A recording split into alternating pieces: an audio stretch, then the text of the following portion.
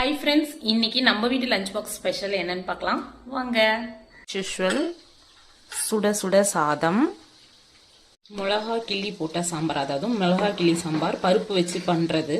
சாம்பாரே பருப்பு வச்சு பண்றது தானே அப்படின்னு இந்த இடத்துல நீங்க காமெடி பண்ணக்கூடாது, சரியா?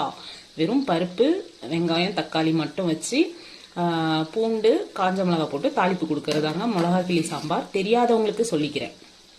அதுக்கு சைடிஷ் பார்த்தீங்கன்னா எக் வறுவலும் 3 துண்டு மீன் இருந்துச்சு. ஸோ மீன் வறுவலும், அதாவது வஞ்சர மீன் வறுவல் செம்மையாக இருக்குங்க. வேணால் மிளகா கிள்ளி சாம்பார் செஞ்சுட்டு எக் ஃப்ரை, ஃபிஷ் ஃப்ரை எது வேணால் செஞ்சு சாப்பிட்டு பாருங்கள். உண்மையாகவே டேஸ்ட்டு அல்டிமேட்டாக இருக்குங்க. பேக் பண்ணிடலாமா? வாங்க, சாப்பாடு போட்டுக்கலாம். அவங்க 2 பேருக்குமே கலரி வச்சாதான் சாப்பிடுவாங்க. தனித்தனியாக கொடுத்தா சாப்பிட மாட்டாங்க, சின்ன பசங்கள்ல. அதனால தான் கலரி கட்டுறது.